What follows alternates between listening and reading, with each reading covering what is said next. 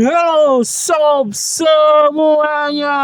Selamat datang kembali di channel Nunujul Hilmi bersama gue sendiri Nunuy di konten kalian yang tunggu-tunggu, di konten kalian yang kangenin, yaitu konten serunya sepak bola. Oke sob, di konten kali ini gue mau mengajak kalian untuk apa ya?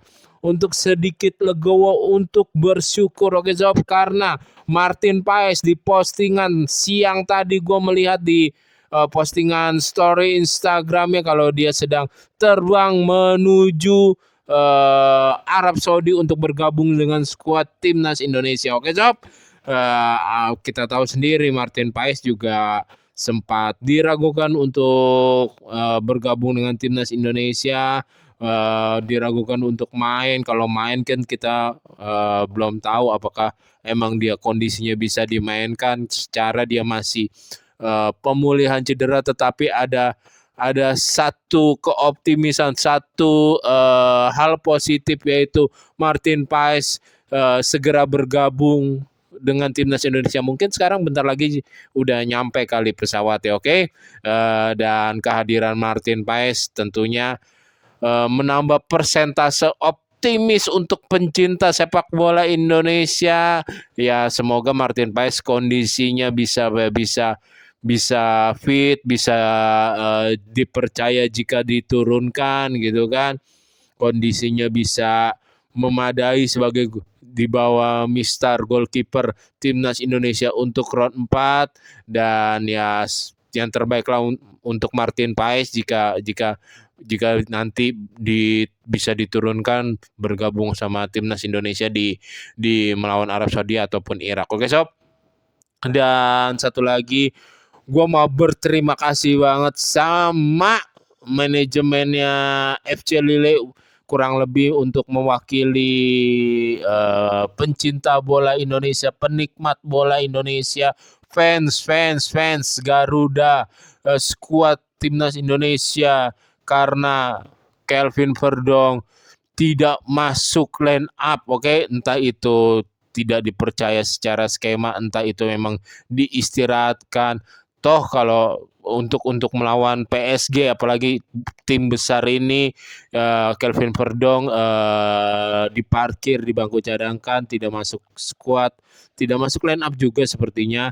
Ya itu sangat bagus sekali untuk Kelvin Verdong beristirahat. Kita tahu Kelvin Verdong habis melakoni 2 laga European League yang cukup bagus. Satu kali bermain sebagai sampai menit 70, dan satu lagi mencetak pastu assist gitu kan di pertandingan yang sebelumnya.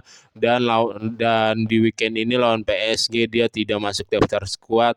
Toh berarti fokusnya, race-nya bisa dilakukan untuk bergabung dengan timnas Indonesia untuk round 4 untuk menghadapi Arab Saudi dan Irak. Dan sekali lagi terima kasih kepelatihannya FC Lille, entah apapun itu, ataupun manajemennya.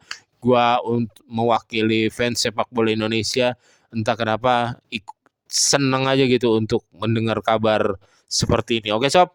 Dan untuk poin pembahasan selanjutnya, yaitu gue membaca berita dari salah satu media online Indonesia.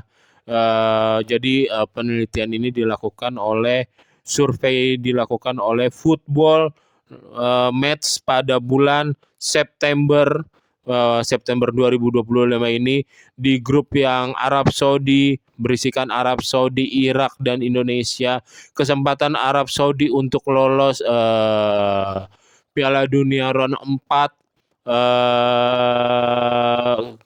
Piala Dunia 2026 round 4, Arab Saudi sebesar 62%, terus Irak sebesar 31%, dan Indonesia hanya kecil sob, hanya sebesar 7% aja. Dan itu ya gua mengakui gitu, emang kesempatan kita kecil gitu, kesempatan kita paling tipis, paling minim gitu. Cuman kan yang namanya sepak bola nggak ada yang tahu, cuman ya secara secara hayalan gue, secara keinginan gue memang persentase kita kecil, cuman ada kesempatan sedikit dan setipis mungkin ya kita berharap aja timnas Indonesia, pemain-pemain yang sekarang sudah di Arab dan yang belum bergabung dan yang nanti akan bergabung bisa memberikan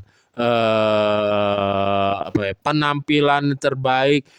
Kita tahu sendiri, katanya gue membaca di salah satu berita kabar juga, berita yang berbeda dari yang tadi gue sebutin, tentang poin yang tadi gue sebutin, kalau ya coach, asisten pelatih Pastore benar-benar sedang meracik skema, meracik formasi yang terbaik untuk timnas Indonesia, dan semoga semuanya berjalan lancar dan ya bisa menemukan hasil positif dan hasil yang terbaik nanti sampai saat pertandingan dan seusai pertandingan. Oke sob, harapan itu masih ada walaupun kecil, walaupun tipis. Dan kalau misalkan kita nggak lolos, memang kita nggak lolos, ya udah nggak usah marah-marah, nggak usah sampai hujat pemainnya, nggak usah berlebihan kecewanya gitu. Memang kita mungkin belum pantas kelasnya berada di Piala Dunia, tetapi kalau kita diberikan kesempatan lolos, wah, satu Indonesia bakal merayakannya kurang lebih. Oke sob, untuk poin selanjutnya yaitu kemarin kan ada pertandingan tunda antara Persita dan Semen Padang, dan Semen Padang dikalahkan oleh Persita 2-0 apa 2-1 ya, dan itu menandakan Semen Padang untuk memecat pelatihnya yang dulu, nama pelatihnya siapa lagi mendadak gue lupa, tapi gue kebayang nih mukanya nih sob.